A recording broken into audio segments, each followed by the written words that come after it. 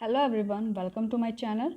आज हम लोग हैंड स्टिचेस के बारे में जानेंगे जो हम लोग हाथ से सिलाई करते हैं। इसकी मैंने ऑलरेडी 2 पार्ट्स बना रखे हैं, आप वहां जाकर देख सकते हैं। मैंने उनमें और कई तरह के स्टिचेस के बारे में बताया है और थोड़ी और स्टिचेस के बारे में मैं आप लोगों को एक्सप्लेन कर सकूं, इसलिए मैंने ये एक वीडियो और बनाई है। So let's we start. Sew a slip stitch। Slip stitch किस तरीके से की जाती है, इसको हम इनविजिबल स्टिच भी बोल सकते हैं, इनविजिबल हैमिंग भी बोल सकते हैं। तो आइए वो सीखते हैं किस तरीके हम इसको पिलो पे और अपने ड्रेसेस में, सूट में और जहाँ पर भी ज़रूरत होती है इनविजिबल स्टिचेस की, वहाँ पर हम इसको करते हैं ताकि जो हमारी सिलाई है, इनविजिबल यानी कि ताकि जो हमारी सिलाई है वो ना दिखाई दे। मैंने आपको बताया था अपनी एक वीडियो में कि जो इनविजिबल हैमिंग होती है उसमें क्या होता है, 2 से 3 थ्रेड लेना होता है और उसका ये फ़ायदा होता है कि वो बिल्कुल भी दिखाई नहीं देती है फ्रंट साइड से। बैक साइड से दिखाई देती है लेकिन फ्रंट साइड से बिल्कुल भी दिखाई नहीं देती है। तो यही फ़ायदा होता है हमारी इनविजिबल स्टिचेस का, इनविजिबल हैमिंग का। तो जिस जगह पे आप चाहते हैं कि हमारी हेम या हमारी सिलाई दिखाई ना दे, उस जगह पर हम इनविजिबल हैमिंग या स्लिप स्टिच करते हैं। आइए पढ़ते हैं कि किस तरीके से हमें उसे करनी चाहिए। A slip stitch is a common hem stitch that is used when you do not want invisible stitches। जो स्लिप स्टिच है वो एक कॉमन हेम स्टिच है, यानी कि ज़्यादातर उसको यूज़ करते हैं, मतलब कि सब लोग उसको यूज़ करते हैं, हर जगह पर वो यूज़ की जाती है जहाँ पर ज़रूरत होती है। That is used when you do not want visible stitches. इसको हम तब उपयोग में लाते हैं जब हम चाहते हैं कि जो सिलाई है वो ना दिखाई दे उस जगह पे। जैसे पल्ला होता है, पल्ले को हमें फोल्ड करना होता है, हमें वहाँ तुरपाई करनी होती है, तो हम चाहते हैं कि ना दिखाई दे क्योंकि अच्छी नहीं लगती है बाहर स्टिचेस दिखाई हुई। तो हम हैमिंग करते हैं, स्लिप स्टिच करते हैं ताकि हमारी जो सिलाई है वो ना दिखाई दे। Here is how to do it. अब कुछ स्टेप्स हैं जो हम पढ़ेंगे और समझेंगे कि किस तरीके से हमें स्लिप स्टिच करने चाहिए या इनविजिबल हैमिंग करनी चाहिए। तो फर्स्ट स्टेप आता है हमारा, thread your needle and not the end of the thread. आप जिस भी थ्रेड से, सबसे पहली चीज़ तो हमें मैचिंग थ्रेड लेना होता है। ये ना हो कंट्रास्ट में आप ले रहे हो तो हमेशा, चाहे कितनी भी इनविजिबल स्टिच हो, कैसे भी कर लेना, कोई सी भी स्टिच कर लेना, हमेशा दिखाई देगी। तो इसलिए ध्यान रखें, मैचिंग का थ्रेड ही लें। तो और मैचिंग का थ्रेड लेने के बाद जितना आपको लगे कि हाँ जिस एरिया में जितनी करनी है उतना थ्रेड ले लें, लेकिन ये भी ना करें कि बहुत बड़ा थ्रेड ले लिया और क्या होगा, बहुत बड़ा थ्रेड लेने की वजह से आपका जो थ्रेड है वो इलझ जाएगा, आप भी इसमें इलझ जाएंगे, उसको सॉल्व करना भारी हो जाएगा, गांठें लग जाएंगी बीच में थ्रेड में, तो वो आप प्रॉब्लम क्रिएट कर सकते हैं और आपको फ्रस्ट्रेट भी करेगा, इरिटेट भी करेगा। तो इससे अच्छा है कि आप थोड़ा ज़्यादा बड़ा ना लेके जितना आपसे संभाल सके, जितना थ्रेड को आप संभाल सके उतना थ्रेड लें और उसके एंड में, जो उसकी टिप एंड होती है, वहाँ पर एक नॉट लगा लें। चाहे आप डबल थ्रेड से कर रहे हो, वैसे तो जो स्लिप स्टिच होती है वो सिंगल थ्रेड की होती है, बाकी जो हम नॉर्मल स्टिचेस करते हैं वो हमारे डबल थ्रेड की होती है, राइट। तो जो स्लिप स्टिच है, इनविजिबल हैमिंग है, वो हमारी सिंगल थ्रेड की होती है। तो सिंगल थ्रेड ले और उसमें पीछे गांठ बांध ले। Second step, anchor the not on the inside of the garment और अ हिडन लोकेशन। तो जो आपने गांठ मारी है थ्रेड को, तो आप कहाँ से स्टार्ट करेंगे? बीच में से तो स्टार्ट करने से रहे, ऑब्वियसली बात है। जैसे कि ये हमारा कोई फैब्रिक है तो आप उसके इस टिप से करेंगे, या तो स्टार्ट दिस टिप से या फिर दिस टिप से, राइट।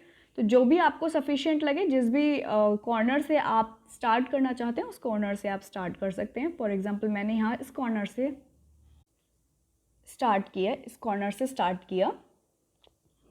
तो आप क्या करेंगे कि या तो अंदर से जो हम स्टिच करते हैं वो ऑब्वियसली बात है 2 फैब्रिक को अटैच करने के लिए, एक बनाने के लिए ही स्टिच करते हैं, चाहे वो हैमिंग हो और चाहे वो नॉर्मल स्टिच हो।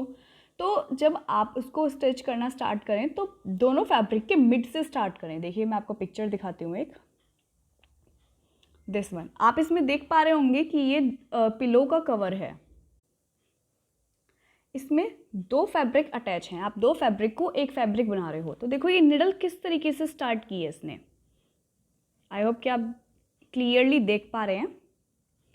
तो हमें ये तो इसमें जब ये मिड में पहुंच गई, ये तब का फोटो है। हमें जो स्टार्ट करनी है वो इस कॉर्नर से स्टार्ट करनी है। तो हम क्या करेंगे, ये जो एक लाइन आ रही है यानी कि 2 फैब्रिक के मिड की जो लाइन आती है, इसके अंदर से स्टार्ट करनी है आपको, ताकि जो आपकी नॉट है वो उसके अंदर हाइड हो जाए, राइट। या आप बिल्कुल कॉर्नर से स्टार्ट करें ताकि वो बीच में इतनी दिखाई ना दे। इसलिए यहाँ पर लिखा है anchor the not on the inside of the garment और हिडन लोकेशन, यानी कि जो एंकर है यानी कि जो थ्रेड है आपका, उसको उस जगह से स्टार्ट करें, या तो इनसाइड से, इनसाइड यानी कि अंदर की तरफ से, गारमेंट के अंदर की तरफ से, कपड़े के अंदर की तरफ से, या हिडन लोकेशन यानी कि जो छुपी हुई एरिया होता है उसमें से आप देखें कि कहाँ से अगर हम स्टार्ट करेंगे तो वो दिखाई नहीं देगा, उस एरिया से उसको स्टार्ट करें। नेक्स्ट स्टेप आता है pick up a few threads of the fabric directly under where the knot is anchored. उस जगह से जहाँ से आपने स्टार्ट किया है उस जगह से 1 या 2 थ्रेड उठाएं, जितना भी आपको लगे। मेरे हिसाब से 2 थ्रेड इनफ हैं, इससे ज़्यादा थ्रेड अगर उठाएंगे तो वो चमकेगा। तो इसलिए अगर आपका मोटा गारमेंट है तो 1 थ्रेड इनफ है, अगर पतला गारमेंट है तो 2 थ्रेड इनफ है। तो 2 थ्रेड्स उठाइए उसमें बीच में, और 2 थ्रेड उठाने के बाद उसको क्रॉस कीजिए। ये देखिए इसमें मैं दिखाती हूँ पिक्चर में। जैसे इसने तो 1 थ्रेड इसका, ये मोटा फैब्रिक है तो 1 थ्रेड इसका, 1 थ्रेड इसका उठाया है। और अगर हम इस पिक्चर को और जूम करें तो हमें फॉर एग्जांपल स्टिच करनी है, तो हम क्या करेंगे, हम इधर से हमारी निडल आएगी, ये हमारा थ्रेड हो गया, निडल है, इसमें से हम 1 थ्रेड उठाएंगे और इस एरिया से पार कर देंगे, राइट। इस तरीके से आप थ्रेड उठाएंगे गारमेंट का। आई होप कि आप समझ गए होंगे अच्छे से।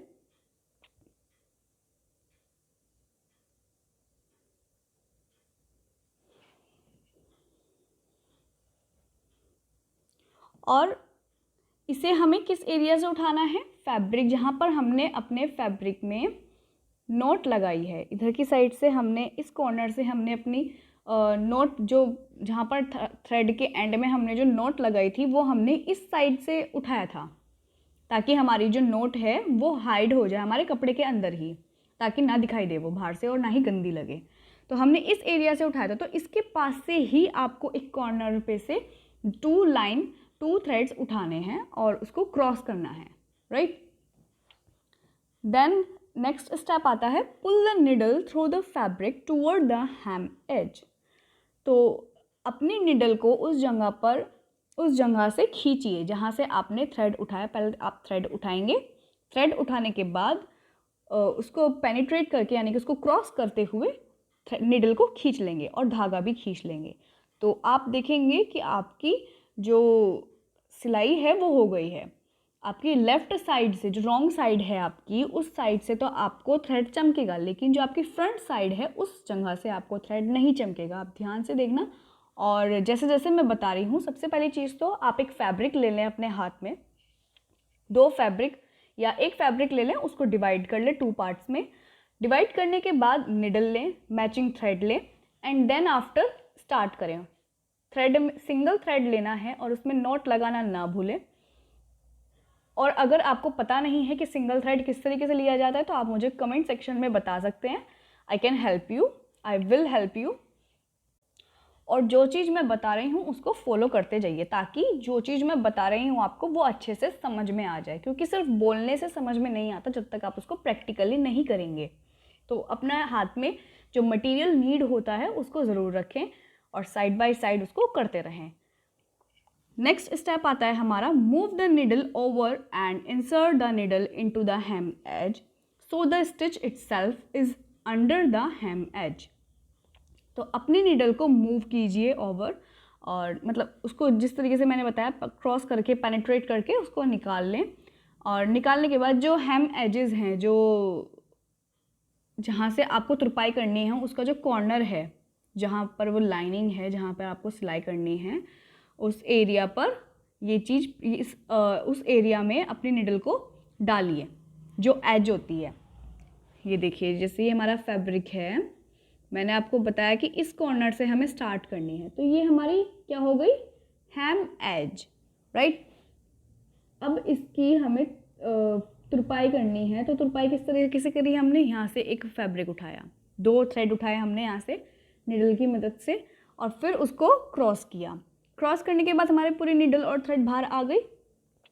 फिर उसके बाद हमारा ये जो है फोल्ड हुआ हुआ होता है। कभी भी हम सिंगल फैब्रिक नहीं करते, हमेशा जो एंड होता है, जो एजेस होते हैं फैब्रिक के, उसको हमेशा फोल्ड कर कर ही करना चाहिए। जैसे कि आप इस पिलो कवर में देख पा रहे होंगे, ये देखिए इसमें आप देख रहे होंगे कि ये फोल्ड हुआ हुआ, ये वाला एरिया भी और ये वाला साइड भी, दोनों ही फोल्ड हुए हुए हैं। तो आपको क्या करना है, जो निडल है वो पहले इस थ्रेड से निकालनी है।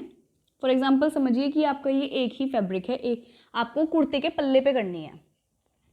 कुर्ते के पल्ले पे किस तरीके से करेंगे, ये आपका फोल्ड आ गया, ये है, इसमें आपने इस यहाँ तक का ये आपका फोल्ड आ गया, ये आपका फोल्ड है, और ये आपके रॉन्ग साइड है, राइट साइड दूसरी साइड है।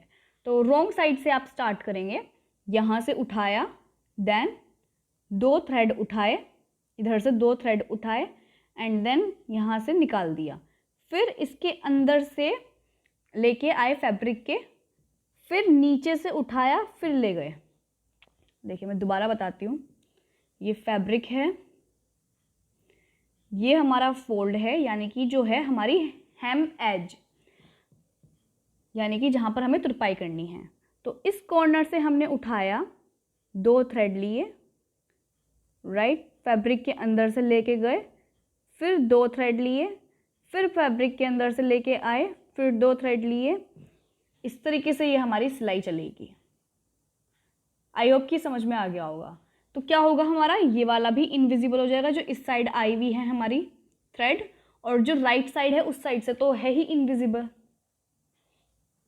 आइए आगे के नेक्स्ट स्टेप पढ़ते हैं।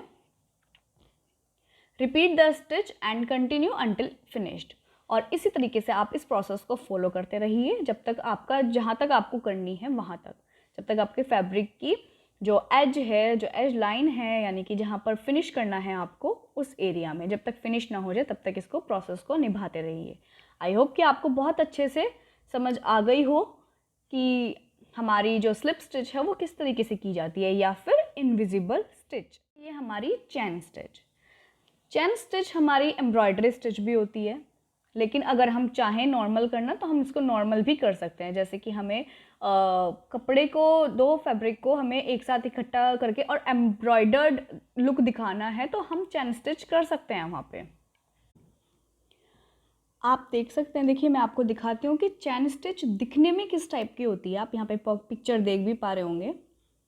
इसमें क्या हो रहा है, देखिए चैन बनी हुई है, इसमें आप हर एम्ब्रॉयडरी में देख रहे होंगे कि चैन बनी हुई है। ये एक लूप के अंदर दूसरा लूप है, इस तरीके से ये पूरी स्टिच हो रही है। इसी वजह से हम इसको चैन स्टिच कहते हैं, क्योंकि हमारी जो चैन होती है वो भी एक दूसरे के अंदर फंसी हुई होती है, और ये जो एम्ब्रॉयडरी होती है वो भी इसी तरीके से होती है। अब देखिए आप इसमें अगर और फोकस करें हम इसको, तो देखो आप इसमें देख पा रहे होंगे कि हमने एक जगह से 2 थ्रेड उठाए इस तरीके से, फिर इस तरीके से उठा रहे हैं। आई होप कि आप देख पा रहे होंगे। ये देखिए ये इस तरीके से उठ रही है। अब ये किस तरीके से हो रही है, क्या प्रोसेस इसका फॉलो किया है, किस स्टेप से हम इसको कर सकते हैं, वो हम इसके स्टेप्स पढ़कर ही बता पाएंगे। आइए चलो इसके स्टेप्स पढ़ते हैं। A chain stitch is a series of loops that lay on the fabric, forming a loose style line. तो चैन स्टिच जो है वो एक सीरीज़ है जिसमें लूप बनते हैं फैब्रिक के ऊपर, forming a loose style line, और एक लूज लाइन और स्टाइलिश लाइन क्रिएट करती है। जैसे कि मैंने अभी आपको बताया कि पिक्चर में इसमें क्या है कि जो हमारी जो चैन स्टिच वर्क है, जो डेकोरेटिव, इसको हम डेकोरेटिव स्टिच भी बोलते हैं, तो ये जो डेकोरेटिव स्टिच है इसमें चैन बन रही है, is a series of loop. इसमें ये लूप की एक सीरीज़ होती है, जैसे कि मैंने आपको बताया कि ये ऐसे होती है, तो ये लूप, ये जो बन रहा है ये हमारा लूप ही तो है, और क्या है जो, इसीलिए इसमें बोला है chain stitch is a series of loops that ले ऑन द फैब्रिक, जो कि फैब्रिक के ऊपर बनती है, राइट। हम इसको फैब्रिक के ऊपर ही तो करते हैं, lay on the fabric forming a loose style line, और ये क्रिएट करती है एक लूज लाइन स्टाइल। इसको देखिए, आप देख रहे होंगे कि ये लूज है, और जो हमारा फैब्रिक है वो कितना टाइट है, लेकिन जो एम्ब्रॉयडरी है वो कितनी लूज है, तो ये एक loose line, straight line create करती है। आप देख पा रहे होंगे कि इसमें ये ट्रीज़ की एक शैडो क्रिएट की हुई है, या कह सकते हो ग्रास की एक शैडो क्रिएट की हुई है। ये देखिए यहाँ से क्रिएट हुआ, यहाँ पे फ्लावर बना, और ऐसे ही यहाँ पर लीफ बना दी। समझ रहे हैं आप? तो इसी तरीके से ये इस चैन स्टिच से काफ़ी सारी आप डेकोरेटिव डिज़ाइंस बना सकते हैं, और इसी वजह से इसको कहा गया है चैन स्टिच, और लूज स्टाइल लाइन ये क्रिएट करता है, फॉर्म करता है। इट कैन बी डेकोरेटिव और फंक्शनल, जैसे कि मैंने अभी बताया कि आप इसको डेकोरेटिव और फंक्शनल स्टिच भी बोल सकते हैं, यानी कि इसको हम एक डेकोरेशन पर्पस भी यूज़ कर सकते हैं। इसको, ये एम्ब्रॉयडरी के अंदर आता है, जो डेकोरेटिव स्टिचेस होती हैं उसके अंदर ये आता है एक एम्ब्रॉयडरी चैन स्टिच। तो ये एज अ डेकोरेटिव पर्पस, जैसे आपको किसी दुपट्टे पे दिखानी है, जैसे नॉर्मल कॉटन के दुपट्टे होते हैं तो उस पर दिखाई जा सकती है। और सबसे अच्छी खासियत इसकी ये चीज़ है कि ये बहुत सुंदर भी लगती है बनने के बाद। अब ये किस तरीके से की जाती है, उसके क्या स्टेप्स हैं वो हम पढ़ते हैं। Here is how to do it. हम इस चैन स्टिच को किस तरीके से करेंगे उसके स्टेप्स हैं। तो फर्स्ट स्टेप आता है हमारा stitch up from the back side of the fabric to the front side. ये सबसे पहली चीज़, फैब्रिक को रॉन्ग साइड से, जब हम एक तो ये एंकर थ्रेड से की जाती है, जो हमारी डेकोरेटिव स्टिचेस होती हैं वो हमारी एंकर थ्रेड से की जाती हैं।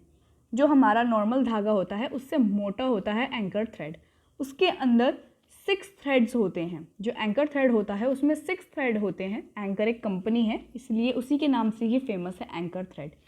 तो जो एंकर थ्रेड होते हैं उसमें 6 थ्रेड्स होते हैं, और जो नॉर्मल थ्रेड होता है हमारा वो तो फाइबर से बना होता है, काफ़ी बारीक बारीक जो थ्रेड होते हैं उससे बना होता है। लेकिन जो एंकर थ्रेड होता है, जितना एक हमारी रील का धागा होता है उतना ही उसका एक धागा होता है, और वो उस टाइप के 6 धागों से बनता है एंकर थ्रेड। तो आप पर डिपेंड करता है कि आपको कितनी मोटी एम्ब्रॉयडरी दिखानी है। आपने देखा होगा इस पिक्चर में कितने सारे थ्रेड यूज़ किए हुए, और यही कुछ 8 मीटर वो थ्रेड आता है, और उसमें 6 थ्रेड्स होते हैं। जैसे कि मैंने बताया, आप इस पिक्चर में भी देख पा रहे होंगे कि 6 थ्रेड इसमें यूज़ किए हुए हैं, या नहीं 3 थ्रेड यूज़ किए हुए हैं। तो जितनी ज़्यादा थ्रेड आप यूज़ करेंगे, अकॉर्डिंग टू डिज़ाइन भी डिपेंड करता है कि आपको मोटी डिज़ाइन दिखानी है या कैसे। आप इसमें देख रहे होंगे कि ये 3 थ्रेड्स हैं। ये देखिए, मैं हटाऊंगी तो आप देखना ध्यान से, इसमें 3 थ्रेड यूज़ किए हुए हैं। मुझे इससे पता लगा कि इसमें 3 थ्रेड यूज़ किए हुए हैं। जितनी मोटी एम्ब्रॉयडरी उतने ही ज़्यादा थ्रेड आपको यूज़ करने होंगे। आप इसमें देख भी पा रहे होंगे कि जो एम्ब्रॉयडरी है उसमें लूजनेस आई हुई है, और आप इसको बैक साइड से स्टार्ट करेंगे। जैसे अभी मैंने ऊपर भी बताया कि थ्रेड के एंड में हमेशा नॉट ज़रूर लगाएं। नॉट भी बनाना मैंने सिखाया है कि नॉट किस तरीके से लगती है, वो मैंने अपने पिछले पार्ट में दिखाई थी कि एक धागे में नॉट हमें किस तरीके से लगानी चाहिए। तो वो नॉट लगाकर और तब इसको स्टार्ट करें। तो ये बैक साइड से स्टार्ट होती है, यानी कि हम जो है सुई को बैक साइड से लेते हैं और उसको पार करते हैं फ्रंट साइड में। देन सेकंड स्टेप आता है हमारा, insert the needle into the top side of the fabric in the same spot keeping a loop of thread on the top side. अब देखिए सबसे पहले क्या है कि आपको निडल को इंसर्ट करना है into the top side of the fabric. देखिए मैं आपको विद द पिक्चर दिखाती हूँ। आप इसमें देख पा रहे होंगे कि A एंड B लिखा हुआ है, राइट। तो इसमें क्या है कि आपको फर्स्टली ये वाला जो थ्रेड आ रहा है ये आपका नीचे से आ रहा है, यानी कि रॉन्ग साइड से, जो रॉन्ग साइड है फैब्रिक की उस साइड से ये आपका थ्रेड निकल के आ रहा है। थ्रेड निकल के आने के बाद आप इसको इस तरीके से घुमाएंगे एंड देन फिर दोबारा निडल को अंदर लेके जाएंगे। आया समझ? देखिए दोबारा समझाती हूँ मैं। निडल है हमारी, इसमें आप इसको रॉन्ग साइड से थ्रेड को, ये वाला थ्रेड को लेके आए हैं। ये जो निडल है हमारी इस तरीके से लेके आए आप इसको घुमा के, एंड देन निडल दोबारा उसके थोड़ी सी मतलब एक थ्रेड छोड़कर ये दोबारा इंसर्ट की जाएगी, यानी कि दोबारा अंदर डाली जाएगी। अंदर डालने के बाद फिर ये बाहर आएगी सुई। देख रहे हैं आप? आपको जितना स्पेस चाहिए चैन स्टिच में आप इसको स्पेस को बड़ा भी कर सकते हैं, इतना भी कर सकते हैं, इससे छोटा भी कर सकते हैं। तो वो आपकी मर्जी है कि आप कितना स्पेस चाहते हो उतना स्पेस करके देन जब आप इसको, ये आपका लूप बन गया, यहाँ से आपने इंसर्ट किया। इंसर्ट करने के बाद आप जब निडल को बाहर निकालेंगे तो आप इसको खींचेंगे निडल को, तो क्या होगा, आपकी जो थ्रेड की शेप है वो कुछ इस टाइप से बन के आ जाएगी। ये देखिए मैं आपको नीचे पिक्चर में दिखाती हूँ। ये देखिए जैसे कि मैंने बताया कि जो थ्रेड था वो इस तरीके से लेके आए, हम इसको इंसर्ट किया और फिर हमने इसको पुल किया निडल को, तो क्या हुआ, इसकी शेप छोटी हो गई, राइट। नेक्स्ट स्टेप पढ़ते हैं।